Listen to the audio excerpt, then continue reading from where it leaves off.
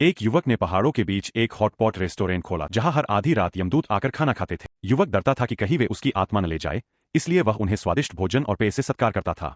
वे दोनों शायद भूखे मरे हुए भूत थे, क्योंकि वे ऐसे खाते जैसे जन्मों से भूखे हों। खाना खाकर वे एक थैली मृतकों की मुद्रा रखकर गायब हो जाते। युवक ने देखा तो सचमुच भूतों का पैसा था। वह डर गया और काम छोड़ने की सोच ली। उसने वह पैसा कर्मचारियों में बांटना चाहा, पर सब डरकर भाग गए। तभी अलौकिक विभाग के झांग साहब आए और बोले, अगर भूत फिर आए तो उन्हें फोन करे, वरना बुरा होगा। उन्होंने कहा अगली बार वे 4 बार दरवाजा खटखटाएंगे। दूसरी रात युवक सो रहा था तभी दरवाजे की आवाज आई। पहले उसने सोचा कोई चोर है, पर जब 4 बार खटखटाहट सुनी तो उसे झांग साहब की बात याद आई। दरवाजे के बाहर वही यमदूत थे। युवक डर से कांप उठा। पीछे देखा तो बिस्तर पर एक और खुद को लेटा पाया, छूने पर कुछ नहीं मिला।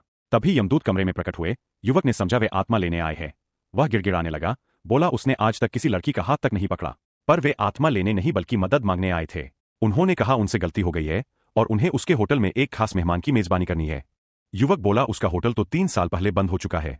यमदूत बोले वह असली पैसा कमा सकता है, क्योंकि भूतों का पैसा जानकार लोग असली पैसे में बदल देते हैं। उन्होंने एक रेसिपी दी और कहा सामग्री तैयार रखे। अगले दिन युवक ने झांग को बुलाया और पूछा क्या वह भूतों का पैसा लेगा। झांग ने तुरंत 600 भूत सिक्कों के बदले 10,000 रुपए दिए और कहा यह पैसा अशुभ है, भाग जाओ। युवक ने नहीं माना। तभी प्रेमिका का फोन आया। उसने बताया झांग पर कुछ गंदी चीज का असर है। युवक पहुंचा तो देखा झांग तड़प रहा है और पास में एक तांत्रिक बैठा है। तांत्रिक ने कहा झांग को बचाने के लिए 10 लाख चाहिए। युवक को शक हुआ। वह पर्दा खोलने लगा ताकि रोशनी आए। तांत्रिक घबरा गया और उसे रोक लिया। वह समझा युवक भी तांत्रिक है। बहस बड़ी और उसने फीस 20 लाख कर दी और चला गया। युवक ने ताबीज निकाली और कुछ मंत्र पढ़े। झांग होश में आ गया।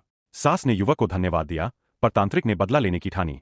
जब युवक पार्ट 2 देखने के लिए चैनल को सब्सक्राइब करें।